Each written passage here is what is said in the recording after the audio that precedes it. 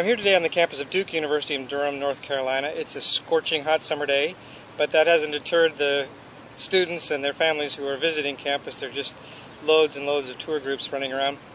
And they make it clear on their website, though, that here at Duke, what we call demonstrated interest is really not that important. Taking a tour, while it may be helpful to get an idea of this beautiful campus, it doesn't really matter much in terms of admission. They don't really care whether you've been here once or 3 times or 47 times. In any case, Duke is an enormous campus. It's just gigantic in terms of its area. About 6,500 undergraduates, 13,000 students overall. Everything your heart desires is here. It's a private university and perhaps the most prestigious university in the American South. It's very selective, rivals the Ivies as well as Stanford in terms of the percentage of students it admits and the caliber of students it admits. As I say, everything your heart desires is here. It's a beautiful campus. This Neo-Gothic architecture on the West Campus, fantastic. Although the Student Center right over here, not as pretty a building on the outside, but really nice on the inside. Very functional and very pleasant. Lots of spaces for students to congregate.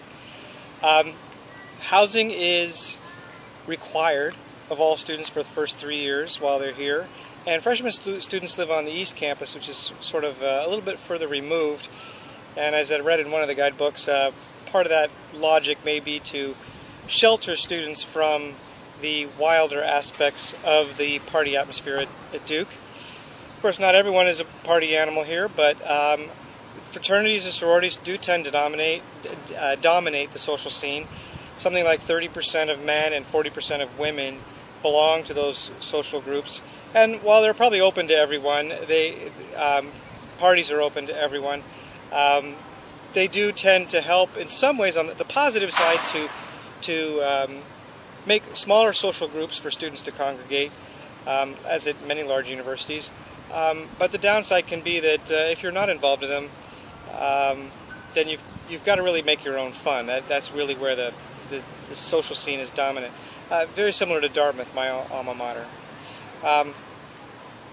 What else can I say? Graduate schools, of course, as the Fuqua School of Business, very, very prestigious, well-known.